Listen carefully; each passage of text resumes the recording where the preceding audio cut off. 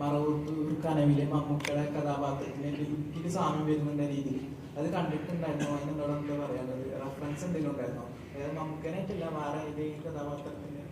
അല്ല, നമ്മള് സ്വാഭാവികമായിട്ടും എനിക്കൊന്നു നമ്മൾ ഒരുപാട് സിനിമകൾ കണ്ടിട്ടുണ്ട്. നമ്മളൊന്ന് രാത്രിയൊക്കെ ടോവിയുടെ ഹോസ്റ്റലിലേക്ക് നമ്മൾ ചെന്നിട്ട് നമ്മൾ സിനിമകൾ കാണും, പഴയ സിനിമകൾ കാണും.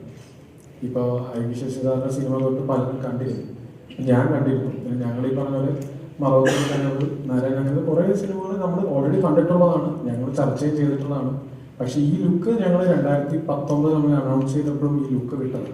അപ്പം അന്ന് തൊട്ടേ ഈ ലുക്കിലേക്ക് നമ്മുടെ ചട്ടമ്പി കിട്ടണം എന്ന് ഞങ്ങൾ ഭയങ്കരമായിട്ട് തീരുമാനിച്ചു. അപ്പോൾ അത് ടോവി പറഞ്ഞ പോലെ ലാസ്റ്റത്തെ സിനിമയുടെ ഷൂട്ടും കഴിഞ്ഞ് കുറച്ച് നാൾ വെയിറ്റ് ചെയ്ത് മുടിയൊക്കെ അല്ലെങ്കിൽ മീശയൊക്കെ വളർത്തിയിട്ടാണ് നമ്മൾ ഫൈനലി തലമുടി വെട്ടുന്നതിന് മുന്നേ റെഡി അടിച്ചോ എന്ന് പറഞ്ഞിട്ടാണ് നമ്മൾ തലമുടി അതേപോലെ പറ്റ വെട്ടിച്ചത്. കാര്യം എന്താണെന്ന് വെച്ചാൽ അന്നത്തെ കാലഘട്ടത്തിൽ ഈ പറഞ്ഞതുപോലെ ഇപ്പം ഞങ്ങൾ കണ്ട കാലഘട്ടത്തിൽ, ഇപ്പം ഞാൻ സുരേഷനൊക്കെ എഴുതിയ കാലഘട്ടത്തിൽ നമ്മളൊരു ചട്ടമ്പി എന്ന് പറയുമ്പോൾ അതിന് അങ്ങനത്തെ ഒരു ലുക്ക് ഉണ്ടായിരുന്നു. അപ്പോൾ മറവൂർ കനവ് മാത്രമല്ല, നമുക്ക് ഒരുപാട് സിനിമകൾ റെഫറൻസുകൾ ഞങ്ങളുടെ കയ്യിലും ഉണ്ടായിരുന്നു.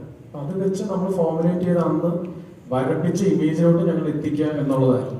ആ സിനിമ മാത്രമല്ല, ഒരുപാട് സിനിമകൾ ഇൻസ്പയർ ഞാൻ കണ്ടിട്ടില്ല.